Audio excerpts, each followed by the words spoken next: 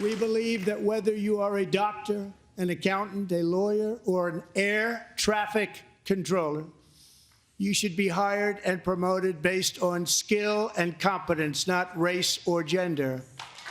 Very important.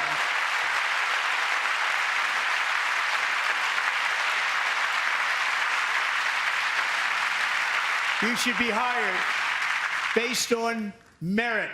And the Supreme Court, in a brave and very powerful decision, has allowed us to do so. Thank you. Thank you very much.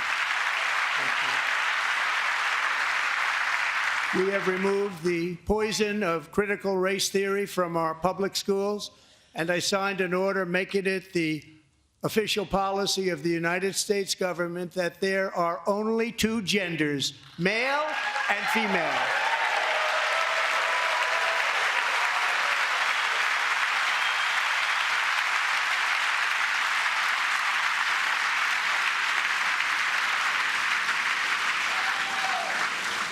I also signed an executive order to ban men from playing in women's sports.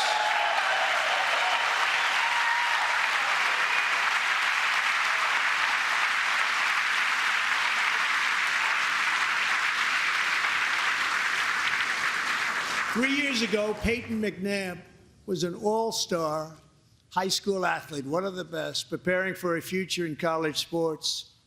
But when her girls' volleyball match was invaded by a male, he smashed the ball so hard in Peyton's face, causing traumatic brain injury, partially paralyzing her right side and ending her athletic career. It was a shot like she's never seen before. She's never seen anything like it.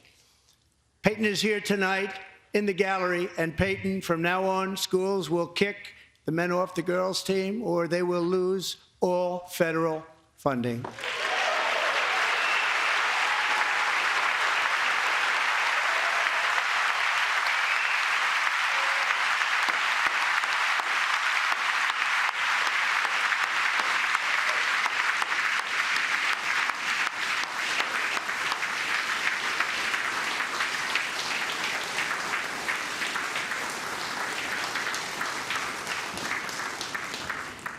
And if you really want to see numbers, just take a look at what happened in the women's boxing, weightlifting, track and field, swimming, or cycling, where a male recently finished a long-distance race 5 hours and 14 minutes ahead of a woman for a new record by 5 hours.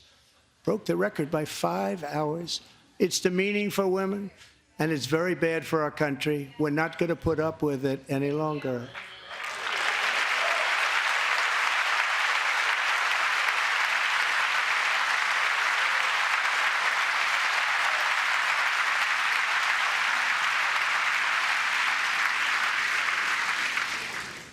What I have just described is only a small fraction of the common sense revolution that is now, because of us, sweeping the entire world.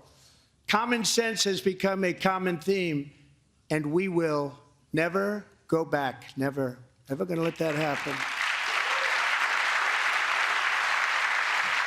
Among my very highest priorities is to rescue our economy and get dramatic and immediate relief to working families. As you know, we inherited from the last administration an economic catastrophe and an inflation nightmare. Their policies drove up energy prices, pushed up grocery costs, and drove the necessities of life out of reach for millions and millions of Americans. They've never had anything like it. We suffered the worst inflation in 48 years, but perhaps even in the history of our country. They're not sure. As president, I'm fighting every day to reverse this damage and make America affordable again. Joe Biden didn't just open our borders, he flew illegal aliens over them to overwhelm our schools, hospitals, and communities throughout the country. Entire towns like Aurora, Colorado, and Springfield, Ohio, buckled under the weight of the migrant occupation and corruption like nobody's ever seen before. Beautiful towns destroyed. Now, just as I promised in my inaugural address, we are achieving the great liberation of America.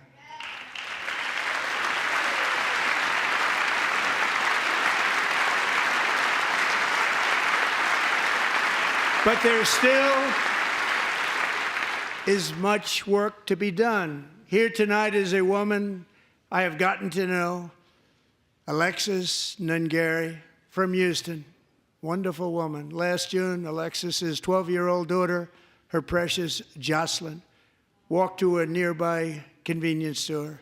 She was kidnapped, tied up, assaulted for 2 hours under a bridge, and horrifically murdered.